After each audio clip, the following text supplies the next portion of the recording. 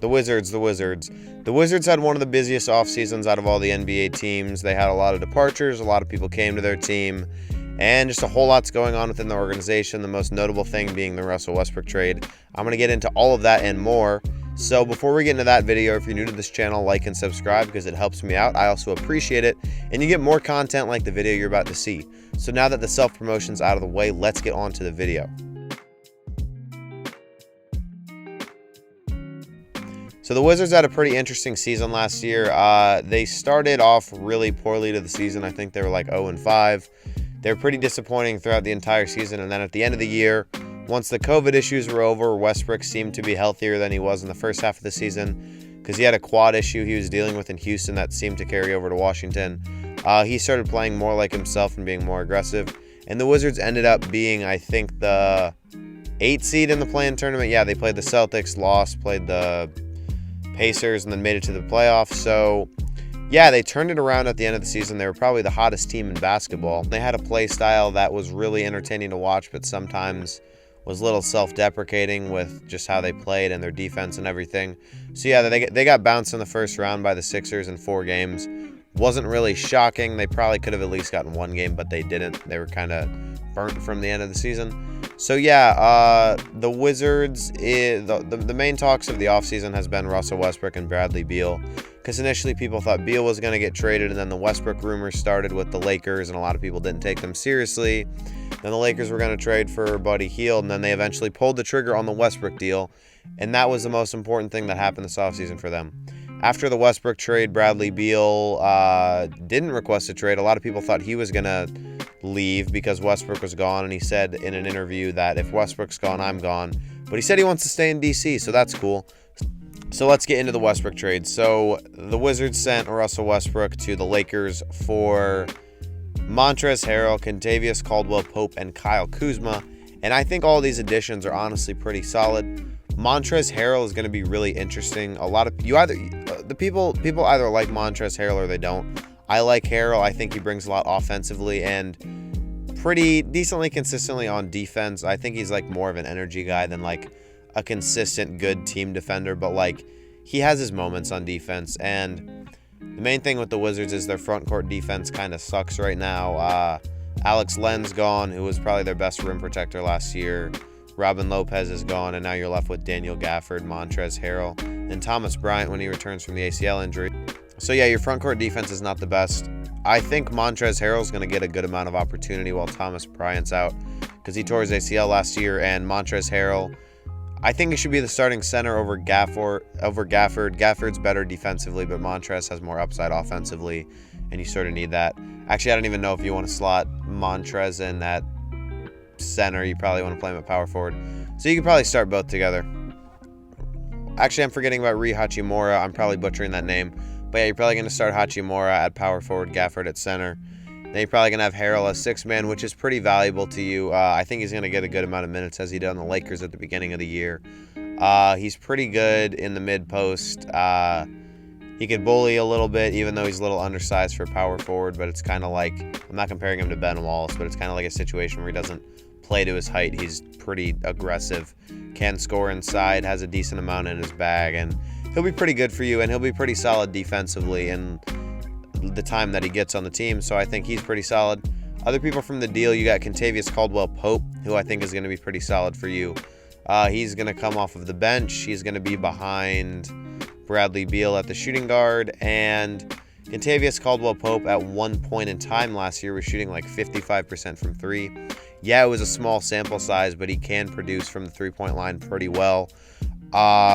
He's a decently high volume shooter. I forget how many threes he was shooting for the Lakers last year, but he was making a lot of them. Can he play? Can he shot create? Not really. He can on a minor scale, but he's more of a guy that will like catch it in transition and finish it for you. He can actually jump pretty high and kind of dunk over help side defenders. But yeah, he's going to spot up from 3 a lot. He can like do some pull-up threes, which I don't think this really matters, but like he's going to be a catch-and-shoot guy for you that can provide a lot shooting-wise when at points you weren't really consistent shooting. So he's going to make a good amount of threes for you and be pretty valuable on that end. On the defensive end, he really improves your defense. He's a pretty good on-ball defender and a pretty good help defender. He's a really good perimeter defender just overall, and like in every aspect of his defensive game, he's very solid. And he's pretty on that end all the time. He doesn't really take that many plays off. Younger guy, he will give you a lot of energy.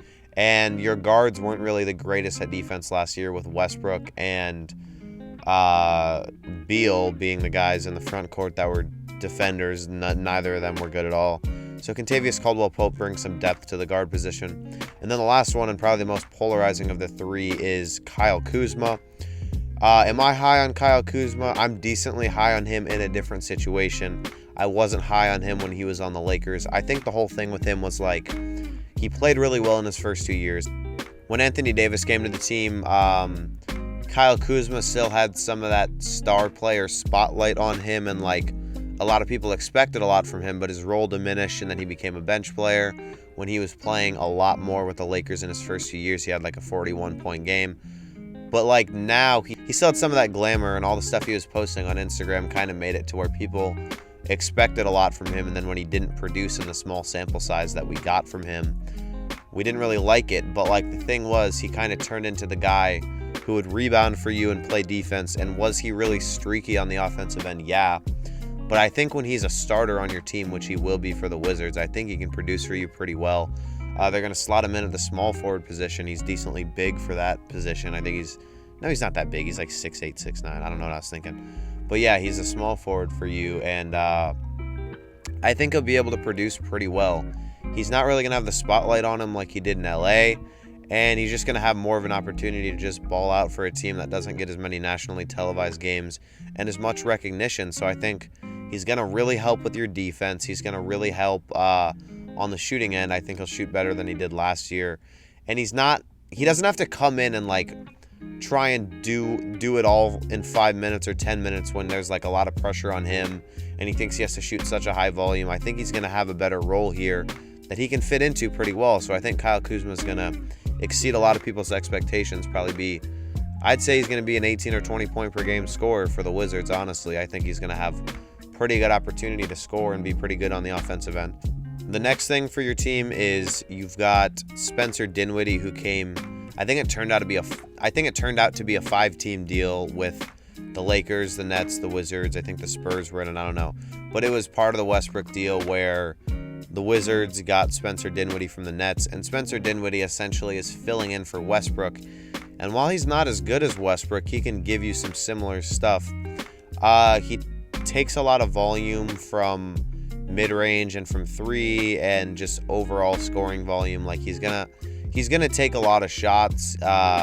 He can produce pretty well. He's a pretty crafty ball handler. In terms of scoring, I think he's going to be similar to Westbrook at his peak. He was a 20-point-per-game scorer. Can he facilitate as well as Westbrook? Probably not. His defense might be better than Westbrook, honestly. At least it's more consistent. So I think it's going to be interesting to see how Beal and Dinwiddie play off of each other, because both of them aren't really the best off-ball. Both require the ball in their hands a lot. I think Dinwiddie is probably going to be a little worse off-ball than Beal, because Dinwiddie doesn't really shoot well from three.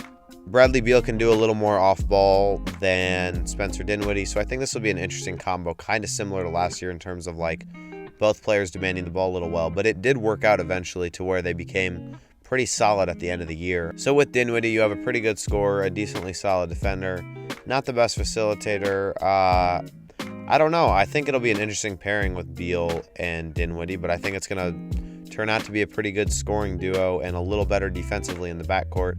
But yeah, you have a lot of backcourt depth with... Oh, you also signed Aaron Holiday. That was part of your offseason too. You signed Aaron Holiday, who's a pretty good defender from the Pacers. He'll back up to Spencer Dinwiddie. So you've got four really solid guards, honestly. You've got Spencer Dinwiddie, you've got Aaron Holiday, you've got Bradley Beal, and you have Kentavious Caldwell-Pope. And those are four very solid people at the guard position. So yeah, I think all those additions are going to be pretty good for the Wizards, honestly. At the front court, that's where it gets a bit iffy. You don't really have any good front court defenders, like any front court defenders that really excel. Besides Daniel Gafford, who's a pretty good rim protector. He's pretty versatile. He can do a lot for you. But yeah, you've got Gafford, you've got Thomas Bryant when he comes back from the ACL injury, who is not good defensively at all. And then you've got Montrezl Harrell, who has his moments defensively. The one thing people point out is the Clippers series with him in 2020, but he has improved since then. His defense has gotten better. It was good in the Suns series with the Lakers. So I think, yeah, they're below average, but I can't say they're better than last year defensively. They're honestly worse defensively at the front court. So yeah, their backcourt defense is pretty solid. Their front court defense is not the best. Other things this year, Denny Avdija, again, probably butchering his name. I think he's going to take another step this year. In Scott Brooks' system last year, he took a lot of spot-up threes. He was just kind of spotting up in the corner. But I think he can have a different role this year, honestly, under Wes Unseld Jr. I think it'll free him up a little bit, and he'll feel more comfortable to do what he did before the NBA. I forget where he played, but I know he's an international player. So I think he'll feel more comfortable in the system. If I'm looking at all the departures from the Wizards, they lost Ish Smith, who I'm pretty high on. Westbrook, who we've talked about, Dinwiddie can fill in for him decently well. You lost Robin Lopez, which is a pretty decent deal. You lost Isaac Bonga, who did not play much, and you lost Alex Len, who's a good rim protector.